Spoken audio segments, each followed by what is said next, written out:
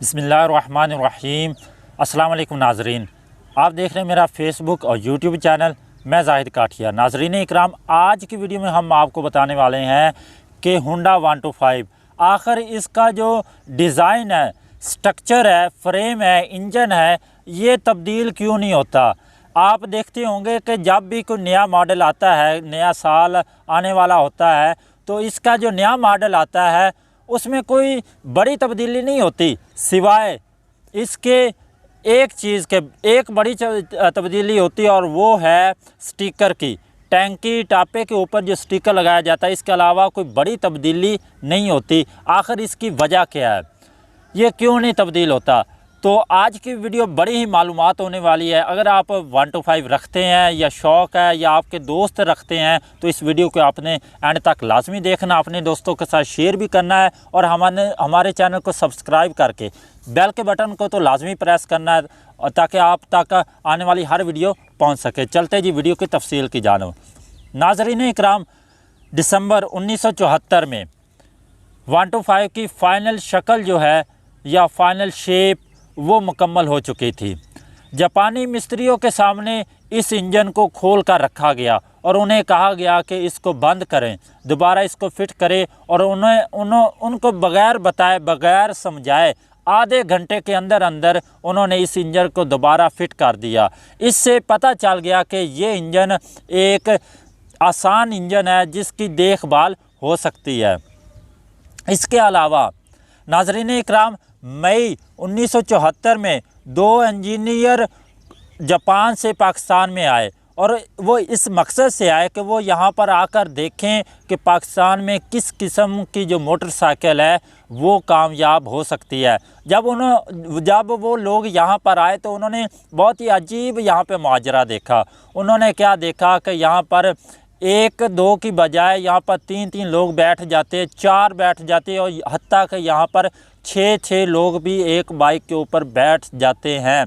इसके अलावा उन्होंने देखा कि यहाँ पर इस मोटरसाइकिल को गधा गाड़ी के साथ भी इस्तेमाल किया जाता है, और इसके साथ साथ तो यहाँ पर फ्यूल चेंज करने का, ऑयल चेंज करने का कोई तसव्वुर नहीं है। एयर फ़िल्टर का आप तो सोच भी नहीं सकते कि एयर फ़िल्टर कब तब्दील करना है, और ना ही यहाँ पे कोई ऑयल चेंज किया जाता है।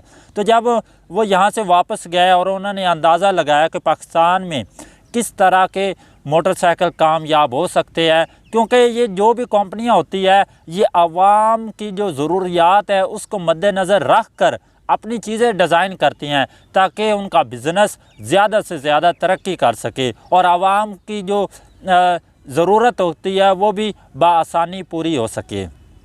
नाज़रीन इकराम, आपको बताते चले जाएं कि होंडा 125 से पहले होंडा के 3 डिज़ाइन आते थे।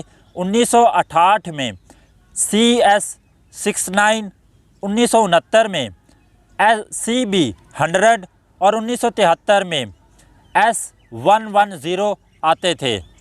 लेकिन इसके साथ ही तरक्की पजीर ममालिक में होंडा का जो बिज़नेस था वो मुसलसल गिर रहा था, उनके शेयर गिर रहे थे। इससे कंपनी बहुत परेशान थी, तो उन्होंने इसका मसले का हल निकालने के लिए सर जोड़ लिए, और उन्होंने ऐसा इंजन तैयार करने की कोशिश की जो आवाम की ज़रूरतों और उमंगों के बिल्कुल ऐन मुताबिक हो। इन सिलसिले में उन्होंने जो खसूसियात मद्देनज़र रखी, जो इंजन उन्होंने तैयार करना था, उनमें मदरजा ज़ैल खसूसियात शामिल थी, जिनमें फ्यूल एवरेज अच्छी हो, मार खाने वाला इंजन हो, डिज़ाइन मुकम्मल प्रैक्टिकल हो, वो चीज़ें मुमकिन हो जिनके लोग आदी हैं, पूरे मोटरसाइकिल की देखभाल आसान हो, फ्रेम ऐसा हो कि 4 से 6 बंदे भी बआसानी बैठ सकें, पेट्रोल टैंकी ऐसी हो जिस पर बच्चा बआसानी बैठ सके, और रंग और स्टिकर ऐसा हो जो कि पाकिस्तानियों को पसंदीदा हो। इसके अलावा सीट लंबी हो और कैरियर तो होना चाहिए, क्योंकि पाकिस्तानियों ने इसके साथ दूसरे काम भी लेने हैं। इसके अलावा जब ये इंजन तैयार हो चुका, डिज़ाइन तैयार हो चुका, तो इसकी टेस्टिंग के लिए इसको गर्म इलाकों में भी दौड़ाया गया और फुल तेज़ रफ्तार के साथ दौड़ाया गया। इसके अलावा धूल मट्टी वाले इलाकों में भी इसको दौड़ाया गया, ताकि इसका पता चल सके कि गर्म इलाकों में क्या ये कामयाब हो सकता है, या धूल मट्टी से और जगह जगह से इसमें पेट्रोल भी डलवाया गया ताकि जो कचरे का मसला है वो पैदा ना हो। इसके अलावा 1975 में इसकी फ़ाइनल शक्ल तय पा गई। लेकिन दूसरी तरफ जो सवाल रहता है वो ये है कि आखिर इसका जो मॉडल है वो तो नया आता है, लेकिन इसके शेप में कोई तब्दीली नहीं आती। उसकी बड़ी ही अहम वजह, उसके दो जवाब हैं। पहला ये कि 2008 में ये जापान में मोटरसाइकिल बनना ही बंद हो गए। जापान में अब ये गाड़ी तैयार नहीं होती, ये सिर्फ चीन, पाकिस्तान और थाईलैंड में इस वक्त तैयार हो रहा है 125। इसके अलावा जापान जहाँ से ये शुरू हुआ था वहाँ पे अब ये नहीं बन रहा, नंबर 1।